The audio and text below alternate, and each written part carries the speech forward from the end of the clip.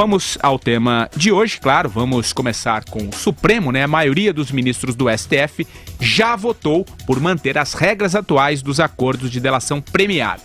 O plenário deu continuidade hoje à análise do pedido que questiona a atribuição do ministro Edson Fachin como relator da delação da JBS e a possibilidade de revisão de pontos do acordo de colaboração firmado pelos executivos da empresa. Na sessão desta quinta, o ministro Barroso defendeu a forma como os acordos vêm sendo celebrados até agora, né? E logo em seguida foi a vez dos ministros Rosa Weber e Fux seguirem o mesmo entendimento. E após o intervalo, Dias Toffoli e Ricardo Lewandowski também afirmaram que acompanham o voto do relator. Na tarde de ontem, já tínhamos 2 votos, né? A gente falou aqui, o Edson Fachin e também o Alexandre de Moraes. E há pouco, a presidente do STF, a Carmen Lúcia, suspendeu o julgamento. Ele volta na próxima quarta-feira, ainda faltam 4 votos. Mas o placar, Vera, eu começo com você, a notícia ficou um pouco longa, mas a gente tinha que trazer o voto de todos, claro. O placar está 7-0. Pois é. Qual o placar final? Vai? Vamos ver se vai ser unanimidade ou se o Gilmar Mendes vai votar contra para consignar o que ele tem dito aí, a sua posição, né? Porque para ele votar contra, ele tem de votar para retirar a relatoria das mãos do ministro Edson Fachin. Isso não é uma coisa simpática, não é uma coisa que eles costumam fazer. Ele pode fazer um voto intermediário, concordar que fique com o ministro Fachin para não causar alguma solução de continuidade, mas votar pela revisão do acordo. Eu não sei com que base jurídica, Patrick, porque todos os ministros estão sendo unânimes em dizer que a homologação é um ato monocrático do juiz e do ministro, né? Portanto, o ministro não deixa de ser um juiz e que uma vez já homologada, ela já tem eficácia jurídica. Portanto, rever isso agora causaria imensa insegurança jurídica e seria um ato de deslealdade do Estado para com o delator, para com os colaboradores. Então, para o Gilmar rever isso, vai ser complicado. Ele pode ali questionar pontos específicos do acordo, mas também por isso a maioria tem sido de que a hora de chegar à conclusão se o acordo foi efetivo é a hora da sentença e não agora. Eu não sei, eu acho que ele pode só ter ficado no jus esperneandi, que hoje teve novo capítulo, mas no final seguir todos os colegas, viu? Andreasa, eu vou com você, mas antes vamos colocar um trechinho, né, um pouco antes da sessão, e eu já passo a bola para você, né, desta quinta, ser interrompida, essa sessão interrompida, o clima esquentou, o Barroso e o Gilmar Mendes têm posições diferentes sobre as regras e a situação se complicou lá no Supremo. Coloca um trechinho, Reginaldo, do que aconteceu e eu já passo a bola para a nossa turma do Rio. Vai lá. Paulo sustenta que a gravação foi combinada previamente com o Ministério Público e que houve treinamento. Mas há essa questão. Vamos dizer que se prove esse fato. A posteriori. O colaborador premiado não tem culpa, ele seguiu a autoridade pública. Sim, não, veja, essa questão não vai poder ser analisada pelo relator e pelo... Prova sim, mas não para a validade da colaboração. Essa é a questão que vai ter que ser posta. Essa que eu estou dizendo, que já não concordo. E aí que estamos... Todo mundo sabe o caminho que vai tomar e, portanto, eu já estou me posicionando antes, só contra. Todo mundo sabe o que se quer fazer aqui lá na frente. Então, eu não quero que se faça lá na frente. Já estou dizendo agora que não aceito. Mas essa é a opinião de Vossa Excelência, deixa outros votarem. Sim, mas está todo mundo votando. Claro. E respeite os votos dos outros. E por falar, claro, plenamente respeitar o voto dos outros. Estou ouvindo Vossa Excelência. Inclusive, foi Vossa Excelência que ontem suscitou. A questão não é só essa. Temos outras considerações. E em consideração à reflexão de Vossa Excelência, eu trouxe a minha. Agora, não pode ser, acho que vou perder, então vou embora. Não, estamos discutindo. O clima esquentou, Andreasa. Passo a bola para você. Que barraco. Para falar assim, eu posso ser ministro supremo também. Que baixaria.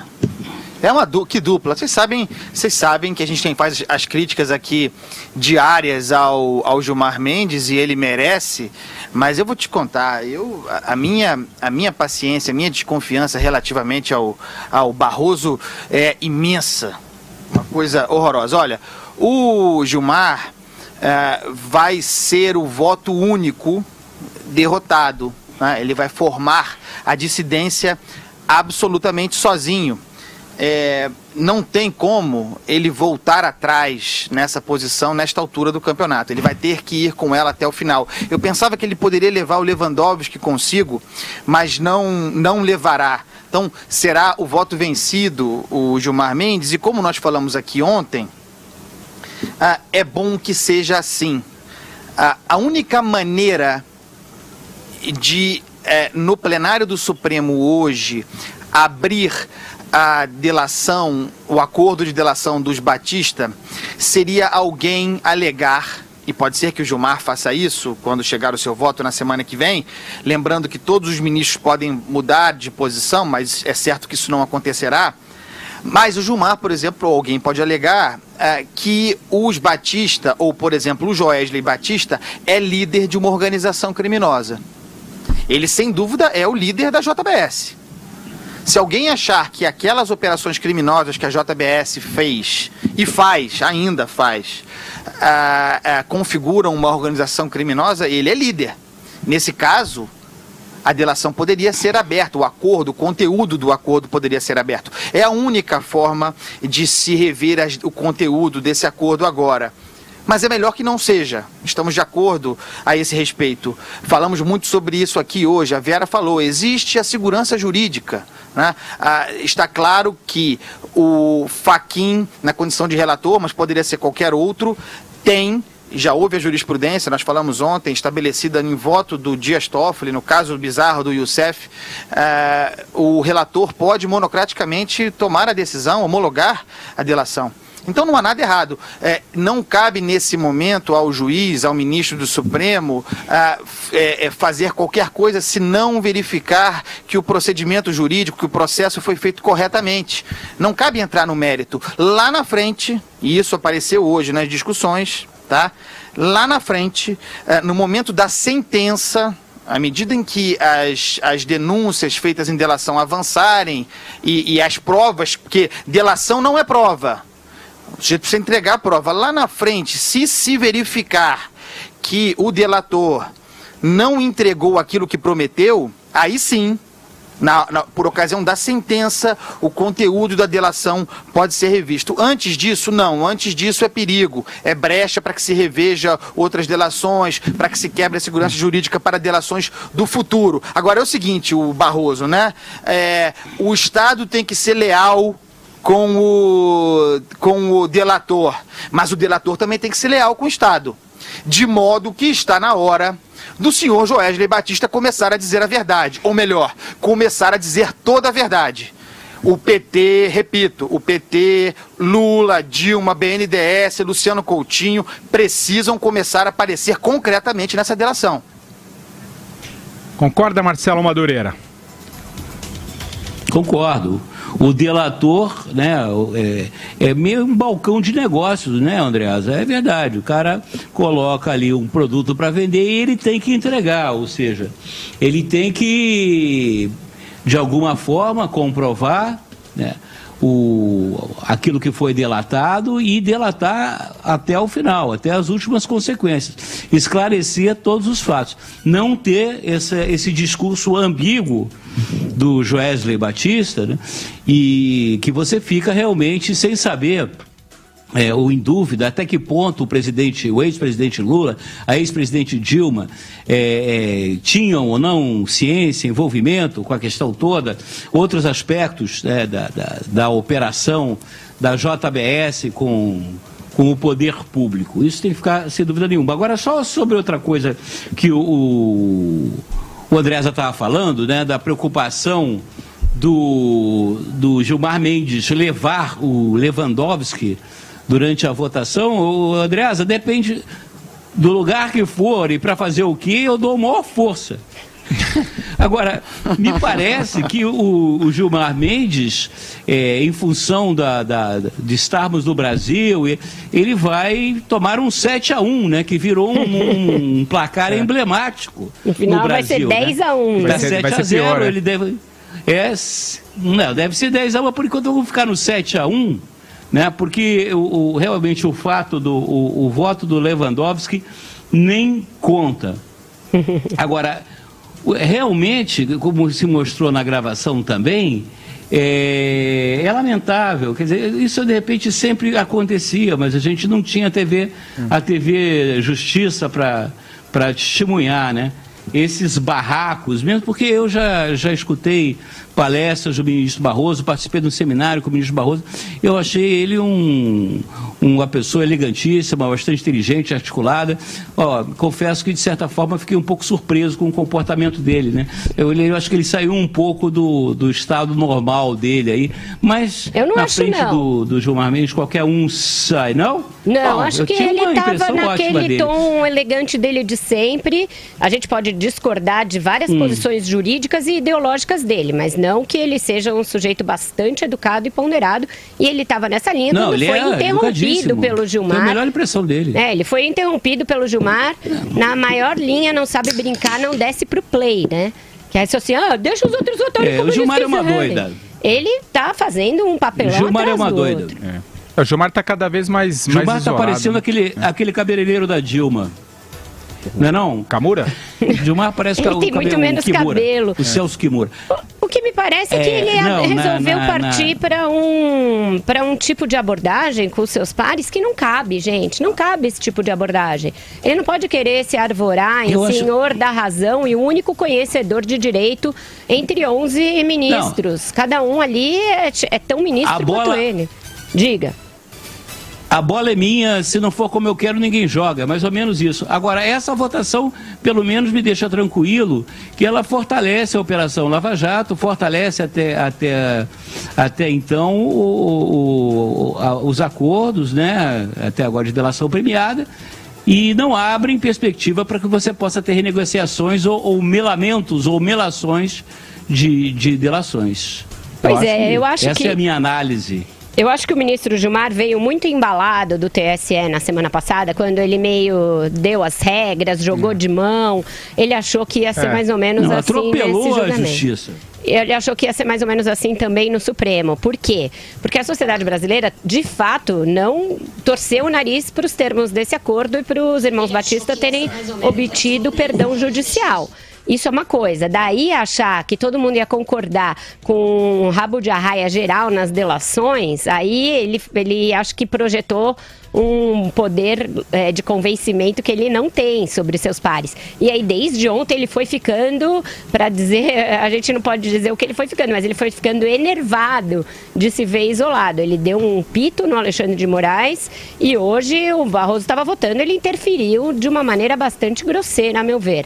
Eu tenho vários reparos à linha ideológica do ministro Barroso, menos que o Andreasa, mas tenho, porém, não se pode dizer que ele não estivesse votando dentro da maior normalidade quando foi atalhado de uma maneira que não pode ser pelo Gilmar. Ô Vera, eu quero fugir um pouco gostaria de fugir um pouco dessa questão personalista, né, do exame da atitude dos ministros. A gente tem feito muito isso aqui e é realmente importante. Para voltar num tema proposto agora há pouco pelo Madhu, e acho que a gente pode discutir isso aqui, sem dúvida nenhuma que a decisão de hoje, porque a decisão está tomada e será com larga vantagem, tudo indica que será assim, fortalece sem dúvida nenhuma a Operação Lava Jato, fortalece sem dúvida nenhuma o Ministério Público Federal e fortalece o Rodrigo Janot. Dá-se hoje um voto de confiança na continuidade do trabalho do Janot. Eu, pessoalmente, jamais daria esse voto. Mas é um voto dado dentro da legalidade, certo? Outra coisa, fortalece a Lava Jato, e eu falei isso ontem, porque paralelamente e informalmente, a discussão estabelecida, inclusive as brigas ocorridas ontem e hoje no Supremo, levantam questões que sugerem para o Ministério Público, para os procuradores, para o Rodrigo Janot e para o Edson Fachin, prudência, o relator, né, Edson Fachin, prudência no tratamento de futuras delações. Ou seja, pensar melhor nas consequências, na natureza, no conteúdo dos acordos que firmam, considerando que o que ocorre no Supremo hoje, o debate, a indignação, porque os ministros estão, em certo sentido, indignados com o conteúdo. Eles não podem mexer por lei, que bom que não podem, respeitando a lei. Mas então, de agora em diante, que se pense um pouco mais na natureza desses acordos e que na hora de homologar, também o Fachin tenha cuidado, porque ele pode, repito, e a lei permite, homologar monocraticamente, mas pode também, se quiser, em casos graves, como foi esse da JBS, feito tudo muito rápida e assodadamente, apresentar ao plenário a homologação. É possível fazer isso e acho que veremos isso acontecer em breve, sem que se decida nada agora. Uma decisão de bom senso do ministro Fachin no futuro. A ver. Eu acho pouco provável que ele faça isso, justamente porque aí vai abrir margem para que quem foi prejudicado por uma delação homologada monocraticamente reclame. Eu não lembro do Theory ter submetido nenhum termo de homologação de delação ao plenário, tá? Eu acho que o que é comum fazer é devolver para o Ministério Público por não concordar com um ou outro termo. Assim como eu também tenho dúvida se na sentença vai ter espaço para se discutir os benefícios dados. O que eu acho, e os ministros divergiram um pouco sobre isso, o Fux, o Barroso e, se não me engano, o próprio Fachin foram na linha que você só pode verificar se eles entregaram o que prometeram, e se eles tiverem entregue o que prometeram, você tem que dar o benefício que foi acordado, ponto final. Acho que só a Rosa Weber, se não me engano, disse que, talvez o Alexandre de Moraes tenham dito que na sentença você pode rever benefícios concedidos. O Fux foi muito claro nisso, ele falou nem na sentença é um momento para rever benefícios concedidos, porque isso também é um caso de insegurança jurídica. Então eu acho que o Instituto da Delação sai sim fortalecido, mas eu tenho dúvida se neste caso vai haver oportunidade para rever o perdão judicial aos irmãos Batista. Eu acho que só se ficar configurado, por exemplo, que houve uma fraude naquela gravação, porque aí era isso que eles estavam falando quando deu a briga. O Barroso falou, mesmo nesse caso de nulidade, eu acho que não muda. E aí que o Gilmar atalhou e falou, e se eu for uma nulidade absoluta? Não, acho que foi o Lewandowski que falou. Se for uma nulidade absoluta, ou seja, se a fita tiver sido armada, eles ainda vão ter que debater isso no futuro, eu acho, depois da tal perícia. Quer fazer alguma colocação, Madu? Não. Vamos em frente. Então vamos em frente. Vamos à nossa primeira parada.